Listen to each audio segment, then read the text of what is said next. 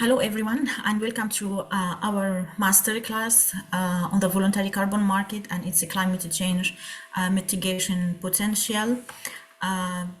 These masterclasses are brought to you by the Mediterranean Youth Task Force in collaboration with the Youth Skills Hub of the Education Forum. Our speaker for today will be Lucio Brotto, and I will be your moderator, Hiba Muhammad, a PhD candidate at UBS Italy, and I myself serve as the MYTF coordinator. So a bit of word about MYTF for those who are coming for the first time today. MYTF is the youth branch of the Silva Mediterranean under the umbrella of FAO, and our main objective is to facilitate youth engagement and involvement in the forest sector in the Mediterranean region. And we implement this objective and we try to reach it through promotion of knowledge sharing and capacity building, fostering inclusive change and innovative actions in the forest sector in the Mediterranean region. Our members are coming from 33 countries around the world, but they are either living in or residing in the Mediterranean region, and they have active role in the forest sector in the region, whether as young researchers, young professionals, or students. So if you'd like to join the task force or even to join forces with that task force, you are all invited to follow us on social media platform and write to us directly about any concern and related to the forestry sector through our emails. So before we start our session for today, a bit of housekeeping. For any questions that will come in the chat later on about how to reach for the recording and the presentation, you can scan this QR code that will lead you directly to the web page of the course on our Silva Mediterranean platform. And you can reach to all the recordings, the presentations, know when the next sessions will be and whom our speakers are, and get to know a bit more about MYTF through a bit of exploration of the web page. And our session for today is about carbon registries, standards, and methodologies, and how credits are generated. The skill sets that will be covered today include the importance of carbon credits and registries, role of governments and the carbon and the potential functionalities of the carbon registries, and process of carbon credit generation, and any challenging facing the transparency and integrity. Our speaker for today is Lucio Brotto. He is the co-founder and the director of the private business unit at ETIFOR at the University of Padova. He holds a PhD in sustainable forest investments at the Dresden University of Technology and an MSc of Sustainable Tropical Forestry at the Bangor University from the UK, and he specialized in economics of nature ecosystem services and corporate responsibility in both temperate and tropical areas. And his work, he's a leader of 70 members team, and he helps organizations prioritize nature in decision making through science-based solution in different parts of the world. So without further ado, Lucio, the floor is yours for 20 minutes of presentation, and thank you in advance.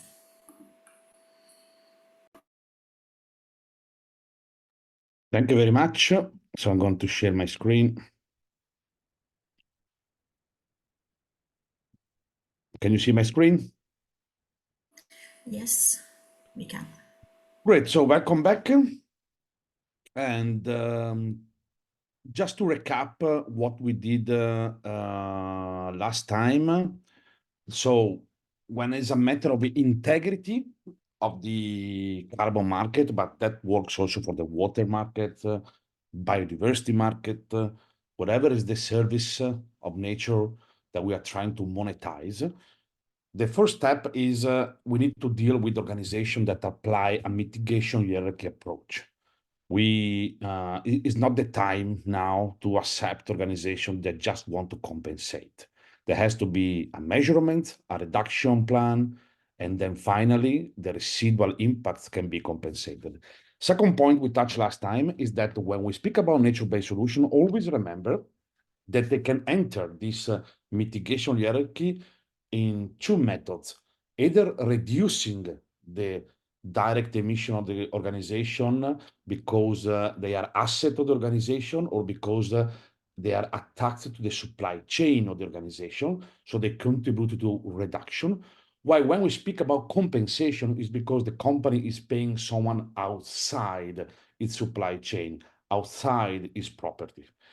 And then we look at the quality criteria that every compensation project should have: additionality, permanence, leakage. And let's remember not to miss the forest for the trees, in the sense that forests have a multi-purpose function. So they provide firewood for livelihood, they provide food, they provide medicines, they provide clean water. So when we are designing a project to generate removals of carbon or reduction of carbon, don't forget about the other commodities and services that the forest is producing. Otherwise, that will generate social frictions, dust encroachment, fire, and everything you have been planting or protected is just going to disappear. And removals are becoming a priority compared to avoidance. And this is seen in many regulations. And finally, let's remember that there are different market instruments to create a value out of carbon, water, and biodiversity. Sometimes we call them credits, like carbon credits. Sometimes we speak about verified impacts. Credits can be resell. You can resell them as many times as you want. They can be bankable. They can be even delayed in their retirement, while verified impacts are short value chain, close contact between the polluters and the one to clean the air, in this case, the forest. Okay, so just to remember that it is a little bit more complex than what we expect. There are different solutions. Okay, and now, if I need to tell you something meaningful regarding standard methodologies and registries, I need, first of all, to make sure you understand that, unluckily, I'm very sorry, it will be, I will be very happy to tell you that we are facing one single market for the global, at global level, that we have only one carbon market with clear rules among the states, among companies, but it's not the case. There are markets with a big S, okay? That means that while you change country, while you change a region, there is also a change on the standards, methodologies, and registry you can use. So it's a bit more complex. And I'm going to try to lay down a little bit of this complexity in order to simplify your life. And of course, we'll try to look who are the major actors and process in the carbon credits generation. So markets. There is a market when there are shared rules and regulation, and so we can define prices, variation, quantity, but unluckily, unfortunately, the Kyoto Protocol, which was the only attempt to create a unique world market, failed. There is no more Kyoto Protocol now. And the Paris Agreement is 1% of what was the Kyoto Protocol in terms of commitment, in terms of a binding commitment to be respected among states. And the result of the failure of the Kyoto Protocol is not that the market has stopped, simply that the market got fragmented. So California, a state inside the US, has its own market. UK has its own market. China has its own market. So there are many markets. And of course, today we cannot deploy all the different type of markets. We will try to target the most important, and thus the registry standards and methodology which are mostly applied. But to be clear, these markets are not separated. They overlap. We can distinguish the compliance market, so the market that is related to United Nations Forum on Climate Convention agreements, versus a regional market. A regional market can be like the one which is going to be created in Europe, versus national, so single country, India, China, Uganda, and voluntary. Voluntary is what is going beyond at international level. But still, if an organization is making a voluntary action inside a country, a nation, and inside a region, and inside a compliance market, there has to be the respect and knowledge of the rules of the game. Let me lay down how they looks like. So we have the biggest world carbon market is the one of the European Union. It's called European Trade Scheme. And similar markets are in New Zealand and Australia. There are many other, of course, but I'm just listing the bigger one. Then on the opposite side, when an organization is willing to compensate its residual emissions when there are no laws that require that organization to do so, so is what we define in a voluntary market. The most common standards you might see in the market are standards like Verra, Gold, Plan Vivo for what are carbon credits, FSC ecosystem services for verified impacts. But then nations and regions, so nations like India, China, France, UK, and regions like European, they start to define their own specific national schemes, like in the case of France. In France, we have Label Bas Carbone. Label Bas Carbone is the national carbon standard for France. And if you want to operate in France, you need to respect, first of all, the Label Bas Carbone. And in Italy, there is an emerging standard called Codice Forestale Carbonio, Italian Forest Codes.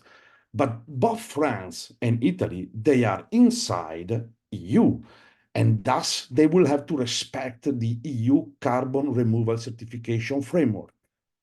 So you clearly understand that there is a kind of overlapping. You need to look at the global scale, at the national, the regional, to then scale down at the local one. Okay. And so if a company wants to compensate the residual emission before defining the strategy, it's better to check, is there a law to be respected in that state? Because, for instance, if you are working with a cement company in Europe, that cement company or steel company for sure is falling under the EU ETS, and they already have compulsory by law targets of emissions. And second question, is there a regional, national best practice standard and registry to be respected? And so you need to look at the specific region or nation, okay? And once you have cleared this information, you know the extent of the voluntary action and how free you are to apply the voluntary standards and registries in that specific country.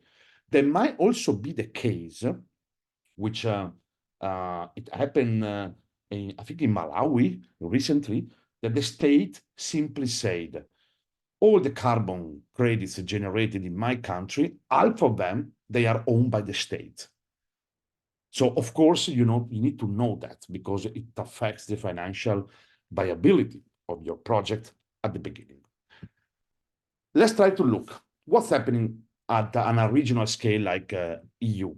In EU, the European Commission decided to create an umbrella standard. It's called the Carbon Removal Certification Framework, which is defining the quality criteria to create compensation projects in Europe. And they are planning to have a union registry, and they are planning to accept, when it comes to nature-based solutions, only removals activities like reforestation, improved forest management, peatland restoration, carbon removal of wood products, and so on. And they define what they call quality quantification, additionality, long-term storage, sustainability criteria. And they will accept only the standards that respect those applicability condition, okay, only removals, for instance, and that respect the quality criteria. So this is what's happening at the EU level.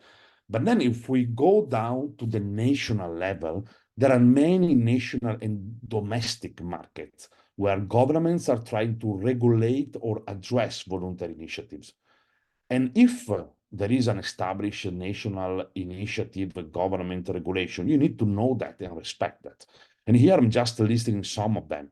Woodland Carbon Code is one of the biggest and is active in UK for what regards reforestation, while Peatland Code is for peatlands. And if we go to France, there is the Label Bas Carbone, for instance, and so on. And more are most likely emerging. And they need to be harmonized with the one of the EU. And you might have a similar situation in US, in China, and in other countries. And just to give you an understanding, the Woodland Carbon Code is one of the first national initiative, is promoted by UK government. They start in 2011. You can finance, you can sell carbon credits generated by reforestation or assisted natural regeneration, minimum intervention woodlands, so improve forest management, and the contract duration is 100 years, and here you can see price range, market size, blah, blah, blah. Similar, but more recent, starting 2019, it is the initiative of the Label Bas Carbone in France. And in this case, 30 years minimum commitment, not yet price statistics, but rather high in any case, above 50 euro per tons of CO2. And the market size is growing. And but there are then voluntary standards that you can apply when there is no required national or regional standards. So to make an example, right now in Italy, where we have no national approved standards, and Europe still hasn't published the final version of the carbon removal certification framework, you could potentially develop a Verra project or a goal or a plan. No, Plan Vivo and Gold Standard. No, I'm going to come you back why. And why in some states of the US, you can develop a project according to the American Carbon Registry. Of course, these voluntary standards, they need to take in consideration United Nations Framework Convention on Climate Change regulations, suggestions. They are never law because they do not produce law. The United Nations does not produce law when it comes to climate right now, but they produce, they address what are the best solutions. And to make an example more specific, let's take the case of Italy, Germany. Could you develop a gold standard in Germany? No, because the gold standard is a standard only specific, like Plan Vivo, for those projects coming in less developed countries, emerging markets. Okay, so you cannot use them. The priority of the standard is to go in tropical lands, equatorial lands. And there are many other here. I just listed some of them, okay? And you have the link available to explore. And now, when you want to deal with a standard and you want to know more about the standards, which documents should you read? So we can classify the documents into, let's say, 3 types of documents. There are the UNFCCC and regional and national laws. These, they set the framework of which projects are applicable. Let's take the example. If we are in Europe, the regional law will be soon the one that only removals project, only project of reforestation, improve forest management, can generate carbon credits, can generate compensation projects. Thus, if you want to compensate your project in Europe in the coming years by protecting an existing forest, that will not be possible. And normally speaking, they set minimum quality criteria. And they even clarify the aspects of double counting. What is double counting? The fact that we have overlapping markets and we have also different players, governments versus companies, private companies, there is the need to clarify who is responsible for what in order to make a clear accounting of how many of the contribution in terms of removals are generated through public laws, public subsidies, and how many of the removals are generated by private finance. And thus, there is the need to clarify the aspects of double counting. This is what is the attempt of Article 6.4 of the United Nations Convention on Climate Change, and which now is stuck, is not going through. So for the moment, the process of clarification at the international level, what can be accounted by the state, what can be accounted by the company is like in a waiting room, okay? There was supposed to be in the last COP28 a clarification, but it didn't came, so maybe it will come this year, 2024, maybe not. And then also the use of registries. Like in the case of Europe, apparently, the legislation is not finalized yet, but apparently, in the EU carbon removal certification framework, there should be a kind of union registry. So a registry managed by the European Commission, I guess. And so you will have to use that one, okay? Then there are the standards. The standard is the procedural document. The standard is telling you where you can apply the standard, how, who do what, so the governance of the standards, the fees, how much you need to pay for using that standard, using the registry, certification, and so on, okay? And the standard is also laying down the applicability conditions. So, for instance, the gold standards, when it comes to forestry projects, they only accept reforestation. They do not accept RED Plus projects. If you go to Plan Vivo, they only accept small-scale projects with local communities. They do not accept large industrial plantation projects. So every standard has its own applicability conditions, and this is what you find in the main document of the standards.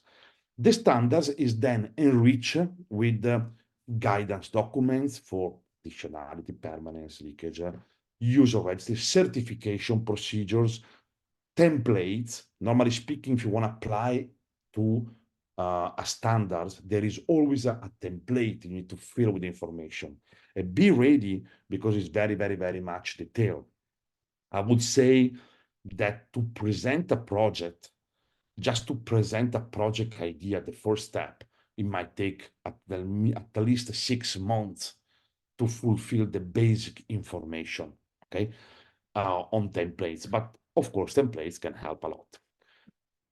Then the third set of documents are the methodologies. The methodology is really mathematical calculation that allows you to get to the number of credits you will generate or verify impacts you will generate in that specific project. And there are more or less about 10 different type of methodologies you could use in forestry right now.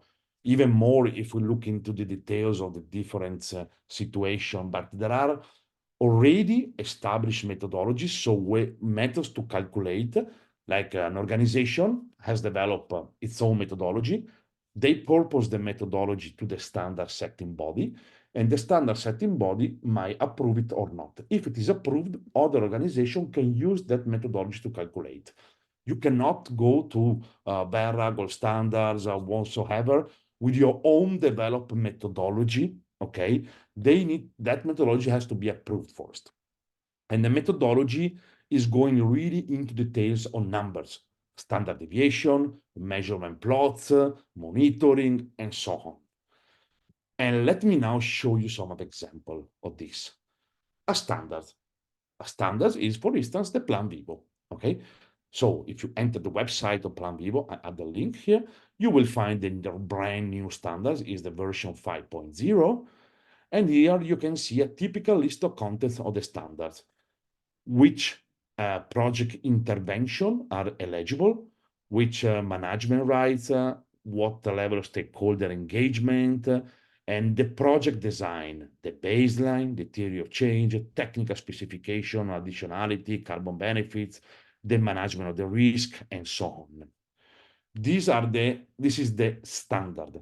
Then you can dig into the methodology you have chosen to calculate credits. So if you're making a reforestation, you will use a methodology that is simplifying create a method to calculate how much carbon is capturing a reforestation. And for methodology, let me bring you the example of Verra. In the Verra website, here you got the link, there is a section related to methodologies. Methodologies might be very, very different. Look at this. Here there is just a rough list.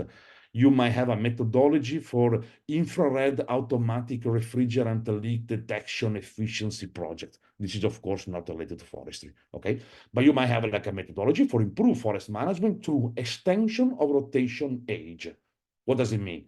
This methodology, which is it's a 1.3 version, is used in case you want to take a forest that normally speaking you cut every 15, 20, 30 years, and you want to cut it instead in 40, 60, 100 years. So you are extending the rotation. That means carbon trees will grow bigger and carbon will stay there for more time.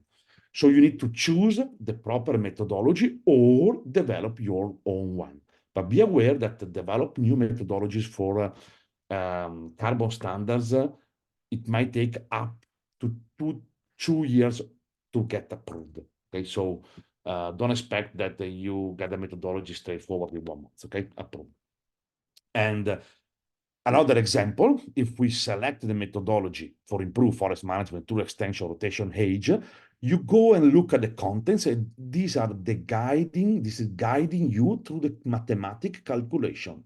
So if mathematics is not your best science, if Excel is not your best program, don't do this job. Okay, so believe me, this is just tons of mathematics. Okay, and you can see you go from the project boundaries to the how to calculate the baseline, the additionality, stratification, stock change, leakage, and blah, blah, blah, and monitoring and so on. And they guide you to the process of making the calculation. If it comes to verify impacts, so the short value chain, in the case of FSC, we do have standards, which is the FSC Forest Management Standards, is the standards that every forest has to apply in order to demonstrate the best management ever. On top of these standards, there is the application of the Ecosystem Services Procedure. And the Ecosystem Services Procedure, which can be used for many different ecosystem services, including carbon sequestration and storage, where you can demonstrate whether you are conserving carbon or restoring carbon stocks. And there is a specific guidance. In this case, given the fact that the verified impacts are answering to the need of the smallholders, the protected areas, or those situations where there are many other values, also financial values coming from the forest, and especially when you want to have a short supply chain, the methodological part is absolutely simplified. The FSC standard is very, very tough, more tough than Verra and others, but then the methodological part is very simplified, and you have a guidance which will tell you and guide you through all the steps. And here you can see module 9 to 30, they make the list of the methodologies developed by others that they recognize. So if an FSC auditor is coming to check the ecosystem services you have calculated, you should have calculated them using one of these methodologies, which is already recognized as a high quality methodologies. In these methodologies, you might also find the Vera methodologies, okay? So they recognize the methodologies of others.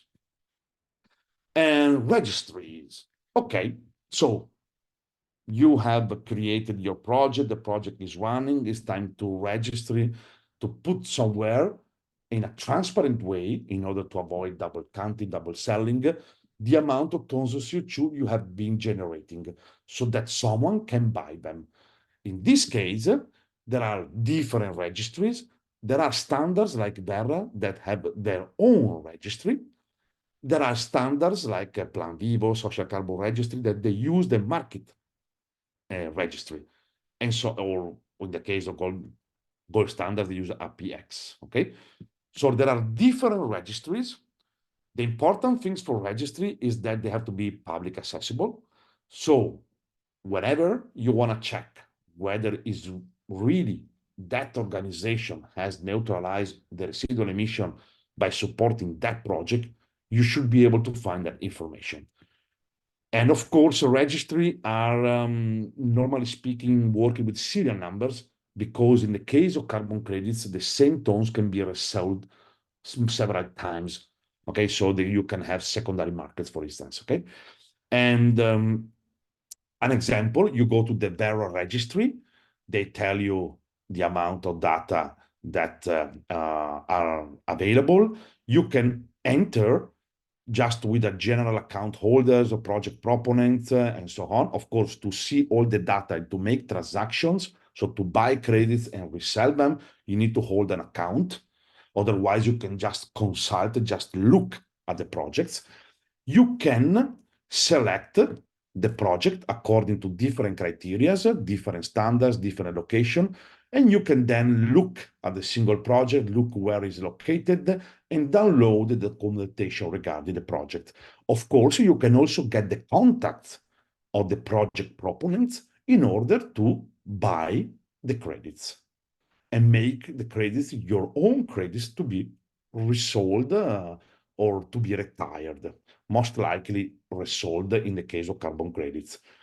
And inside, of course, the registry, you can find plenty of informations, okay? The buffer, the permanence buffer, so how many credits are kept aside in order to prevent problems, the other standards they're using, and so on. And in the case of FSC, or in the case of verified impacts, the short value chain allow us to be much more quick in the sense that is the forest owner that is a certified FSC that is registering directly the organization supporting them. So if I am the forest owner, I obtain the FSC certification for forest management, and on top of that, the ecosystem services procedure, and a company is coming and supporting me for 100 tons of CO2 I generated through reforestation. I, as a forest manager, I'm going to add in the registry through the certification body the amount captured, and I specify the name of the organization. And in the registry, you can tick the ecosystem services box and see all the active projects that are across the globe. And then if you enter in the specific project, you will find the different information like the certificate holders, okay, the organization that paid, why they paid, for how many years, and how many tons of CO2. Okay, so you can find the information in the single forestry manager account. Now, how complex is this market? It's quite complex. It's structured and diversified, the voluntary market. And you have from one side landowners, land managers, and on the other side, you have the end buyer. In the middle, normally speaking, there are broker, retailer, or sometimes even just project developer. And the process of generating credits is going through, first, I need to get to a project idea. And to get to a project idea, I need to understand the applicability and the laws. And I will then choose the methodology, and I will propose a first idea.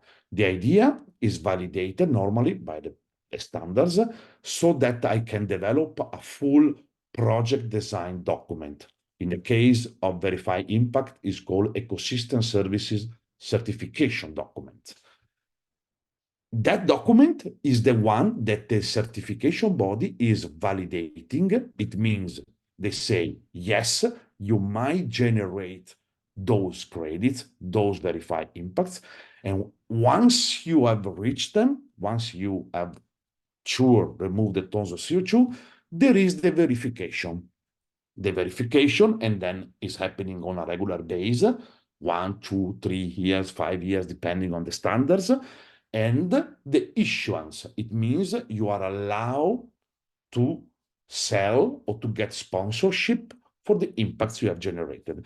Okay, this process from project idea to the issuance, if you are starting a project now from zero, bare land, so you have not yet planted one single tree, will take 5, 6 years. Okay, it's not straightforward. What does it mean? Do you have the money to go on for 5, 6 years without getting money? Maybe no. So you clearly understand that the market, also in terms of who is buying, there are different ways in which organizations are buying credits or sponsoring verified impacts. Some organizations, they are coming to you and they are going to buy at a very high price when the credit is issued, when the verified impacts is realized. And those are going to pay a lot because they find ready meal, okay? Some others organization are paying you at the beginning, but agreeing on the final price that you will sell the credits. Some organizations are investing from the beginning and then they will see what's happening, okay? So there are different situations, and depending on the complexity, the scale of your project, you might seek for different buyers. This scheme is rather simple if you compare to this one. This is going to make you all the list is made by Puro Earth, and we thank them a lot. But this gives you the complexity of the carbon market, okay? From the supply side, project proponents, to the buy side, the organization buying, and every organization in the middle. So I let you enjoy this one over the night. And just a focus on projects. If we look at the world level, there are very few large developer at international level. You see here you have the names like number 8, Wildlife Works, for instance, and many country-specific project developer. And this will become more common because I explained to you that the market is getting fragmented, and that as a result, you need to know that market in order to be operating in that market. Thank you very much.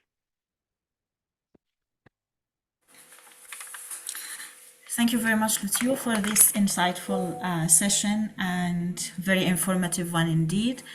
And that sparked different reflections in that chat and the Q&A box. But before we start our extended Q&A, and you are invited now to write any questions that comes to your mind, we'd like to say a few words before. As I said earlier in the introduction presentation, you can go directly to the Silver Mediterranean webpage and you check the MYTF activity and see the Voluntary Carbon Market course and see all the needed information regarding the presentation, the recordings that will be available offline. Few words. In order to receive the certificate of the course completion, the participants must attend at least 5 out of the first 7 sessions and mandatorily attends the session number 8. The participants are also free to attend any session of their choice without receiving any certificate of course completion. So the recordings of each masterclass will be available offline for the reference, and upon consent of each speaker, the presentation will be also available on our webpage. However, it's important to note that the certificate will only be issued to those who participate in the live session. This has been said, we set threshold for the attendance of each mastery class in order to obtain the certificate. It's not only 5 sessions out of 7, but it's also at least 25 minutes of the session that will be associated with the speaker's timing through the presentation. And moreover, for the questions coming up related to the attendance, so the first session was given as a free class due to technical difficulties from our side. After that, starting from second session onwards, we are distributing an Excel sheet for attendance. So if due to heavy traffic, you are not able to write your name and all your details on the Excel sheet, remember that we are still able to track your attendance through Zoom. So no worries about that. And the Excel sheet will remain open even after the session ends. So if you cannot do it right now, you can do it later. And if you cannot do it later, we are still able to track your attendance. So this has been said, we will start with the Q&A session, and we have plenty of questions in the Q&A box. So we will start by how can biodiversity benefits accounted? While carbon accounting is based on commonly shared methodologies, the same doesn't apply to biodiversity because a correct quantification of benefits can be tricky. Is it right? A question from Stefano. Yeah, the problem with biodiversity, but also for water and many other environmental services compared to carbon is that you don't have one single unit of measure. With carbon, you can express everything from steel to forest with tons of CO2. So the unit of measure is the same. Biodiversity might be different, but right now there is a lot of work going on to get to the market, verify impacts and credits related to biodiversity. Right now, the only international applicable standards I know that is able to deliver certified third-party independence impacts on biodiversity is the FSC, which is already in use. The same procedure you can use for carbon, you can use for biodiversity. You can use it for water and many others. But of course, FSC is working mostly on forest. So if you're speaking about an agricultural area, that's not the case. If you're speaking about a wetland, that's not the case. Thank you. Another question. In Ethiopia, there are forest cooperatives. How do these access this carbon market? But first of all, I would say you need to check whether the Ethiopian government has taken some position in relation to the property of the carbon credits or the removals or the conservation of carbon generated so far. And if the government is leaving space for private to invest and claim the property or claim, like in the case of verified impact sponsorship, in that case, the best solution, if it's a small scale, you can start with your own project, maybe with Plan Vivo, which is easy to adapt standards. Or if the projects start to be big and costly, you will have to find organization able to invest, either Ethiopian organization or foreign organization able to invest to generate the carbon credits or the verified impacts. I would say it's better to start from the best. Okay, so if you have the best managed forest, the best organized forest in Ethiopia, start from those ones. Thank you. Another question is, to what extent regionally or nationally produced credits can be used to enhance an institution's image on an international scale? Yeah, this is not, I don't think this question is related to this lecture because not a matter of registering a standard, it's a matter of marketing, but I'm happy to answer, of course. And of course, it depends on the final buyers. If your buyers or your products are people and organization, in case of business to business, that are reporting the climate impacts, the biodiversity, water impacts, or they are conscious consumer, the more and the more they will appreciate your commitment also to give back to nature something. Of course, first you need to measure and reduce, okay? Okay, thank you. And another question goes as follow. Are the methodologies approved by the standard itself or by a third party? For example, within the label-based carbon, every methodology is approved by an agency of the French state. Yeah, normally speaking, in the voluntary carbon market, the methodologies are either approved by the standards or the standard recognized methodologies that are approved, for instance, by United Nations. In the case of France, in the case of national regulation, that is the state deciding which, normally speaking, public organization has the capacity to accept and evaluate a methodology. But in any case, this is very well explained in the single standard. In the standards, you can easily find the way to promote and the way to purpose and the way to approve methodology. Okay. What are the advantages of using methodology version 1.3 over the other versions? No, there's no advantage. You are forced to. 1.3 is the version number 3. It means that if something is old, it's like an iPhone, okay?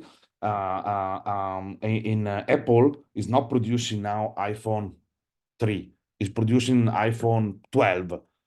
They will produce only iPhone 12. And one iPhone is 13, they will produce only iPhone 13. It's the most up-to-date version, and they will only accept that one. Okay. Another question, if credits can be sold or resold over time, are there any market tools to oversee price speculations? No, very little, and this is the problem. One problem with the carbon credits is that by the fact that they can be purchased, resold, stock, and resold again, there is uncertainty how much of the value is going to the forest manager. And that's the reason why forestification standards like FSC, they start to develop a short supply chain approach. And in your opinion, which registry is most suitable for Africa? I would say an African registry, maybe. That would be the best one. No, I'm joking. The most suitable registry for an African country, it goes back to the standard that the African country, because Africa does not move alone, it's made of many states, and is accepting. So if you are in a country where the state say every carbon credits generated here is my property, there is no reason to look for a voluntary standards. But if the country is open to specific standard, the standard itself define which registry is using. I mean, you cannot choose a different registry than what the standard is asking for. So first you don't understand which standard you can apply based on legislation, applicability, what I explained, and then you go on. Okay. Another question from Sakalia. He says, I need to calculate carbon stock of rice, whole biochar, and a wood industry byproduct, both of which are used as hydroponic substrates. How can I do that? And is there any standard methodology? The best I would suggest you is to go to buzzle around the methodology page of the different standards, the major standards, Control F, search, and start to search for keywords. And you will see whether someone was developing already and getting approved the methodology for what you're looking for. If not, you can embark in a process of purposing a methodology.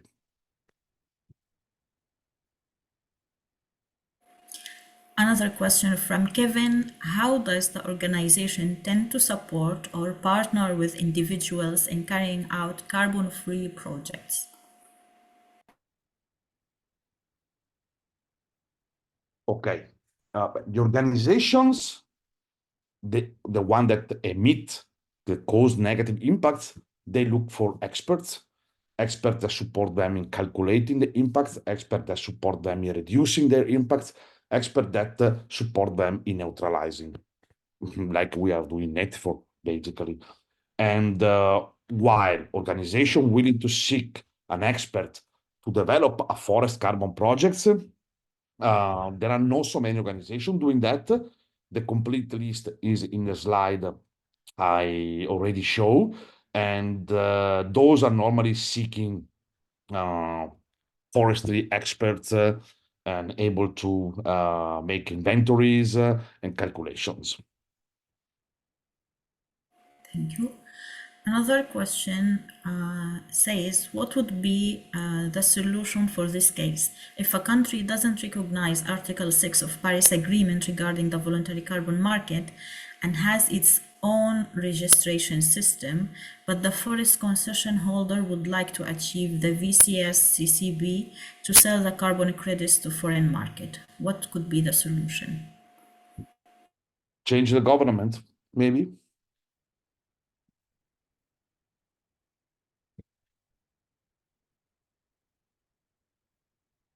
Could be.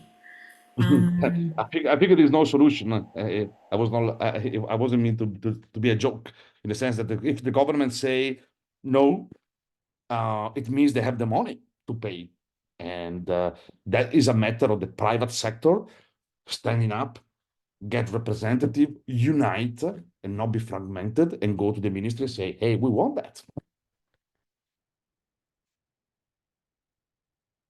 So probably this will lead us to the next question from Nicholas. Are you able to sell carbon credits in the regulated markets, such as in the EU, from a country that doesn't have a brokerage or declaration on the credits generated in that country?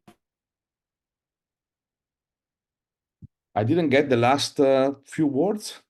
So are you able to sell carbon credits in the regulated markets in the EU from a country that doesn't have brokerage or declaration on credits generated in that country? So from another country, from a different country, you mean?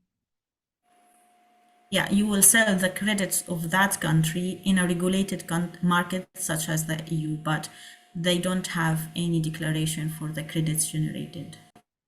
Okay, the exchange of credits between countries, between governments, is something related to the governments, UNFCCC. Okay, if an organization, if a French organization emitting CO2 in France is willing to compensate part of its own emissions in Italy, in Spain, it can do so.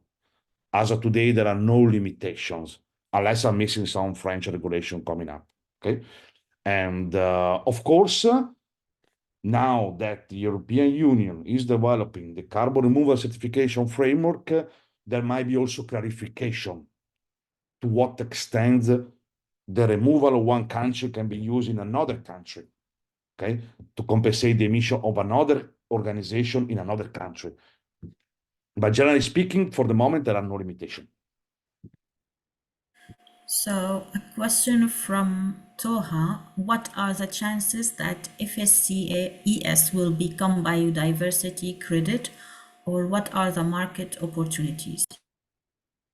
So the FSC Ecosystem Services Procedure does not like to match the concept of credits in the sense that it has been developed because millions of forest managers from all across the globe, they say we see too many risks on credits because credits of this long value chain might somehow affect your forest management, and that maybe is based also on other products and services. Thus, they developed this short value chain. So already now there are organizations using FSC, Ecosystem Services Procedure, to neutralize the biodiversity impacts by sponsoring verified impacts on biodiversity, which doesn't mean buying credits they can resell. They go direct investment in the forest. So that is already happening, is already possible. While biodiversity credits, so similar to the concept of carbon, so credit can be traded, is not yet developed. But I think there is no sense really in that. And I'll tell you why. Because white carbon, 1 tons emitted in India now, is going to come here in Venice, where I'm now, in Italy, in 2 days. Does not work for water and biodiversity. If you want to neutralize water and biodiversity impacts, you need to operate at habitat level for biodiversity. So if your organization is occupying 1 hectare of land because they have the production site, they need to restore 1 hectare of land nearby. And when it comes to water, if you consume 1 cubic meter of water in a water basin, you need to restore that cubic meter of water in that water basin. So I don't really see the need of having an international trade infrastructure if the company has to spend exactly where it's located. It's better they establish good relationship with local communities, they pay them directly. I mean, I don't think we need market for that. Or not the market of credits. Another question from Ernest: is there a minimum size requirement for the area to qualify for carbon market participation? If there is, why? No, there is no minimum area required unless some methodologies require that. But the problem is that the fact of the needs of looking for the needs of a market infrastructure to support the several transactional credits is so costly that at minimum you need to have 1,000 hectares at minimum of reforestation in a single area to be able to make it financial viable, the carbon credits. At minimum 10,000 hectares of improved forest management, and at a minimum of 20,000 hectares of REDD+. So you clearly understand that it's not easy to get such a big homogeneous plot of land. That's different for the ecosystem services verification, for verify impacts, because that is easy to apply at a smaller scale, because already the certification schemes, they are working at small scale, aggregating smallholders, producing timber, mushrooms, herbs, cheap wood, whatever you want. And so in that case, it's easier and you can manage the transaction cost more easily. The last question will be from Ernesto Gonzalez. What is the methodology you would recommend to analyze carbon credits in the recovery of areas devastated by fires? So Gonzalez, I guess you speak Spanish, but I cannot guess the country you're from because that depends on the country. The first step is to look at the country where you're from, look at the local legislation, regional legislation, and after that, you know which standards you can apply. And once you know the standards you can apply, you can look for the methodology in the standard. Thank you again, and we are running out of time, so we have to close the Q&A session, although there are some very interesting questions in the Q&A box. We hope that we would have time to answer them all, but we have to close. So before we close, we would like to remind you about our next masterclass. It will be about the use of carbon credits, and we are targeting a set of skills, including the application of carbon credits in various scenarios and a critical analysis of climate mitigation claims and greenwashing. Again, you can scan this QR code to see the upcoming sessions and with the corresponding speakers. So our speaker for the 5th session will be none other than Professor Davide Pettinella. He is a forest policy and economics in the University of Padova. He is a full professor in the University of Padova and specializes in the forest economics and policy with an extensive experience leading projects in Italy, EU, and worldwide with 500 papers and 40 books. This session will be on Tuesday, 27th of February at the same time, 14:30 CET, and we'd like to see you there. And thank you again, all of you, for attending this session, for all your questions that you raised in the Q&A and the chat box. You can follow us on the social media platforms, write to us directly through this email. We would like to hear back from you. And again, your attendance was dragged through Zoom. If you cannot write on the attendance sheet, that will remain open after we close this session. Thank you again, Lucio, for this informative and insightful session. We hope to keep collaboration with you in future projects and events. And we hope to see you again, all of you, in our next session on the 27th of Feb. And see you again. Have a great day.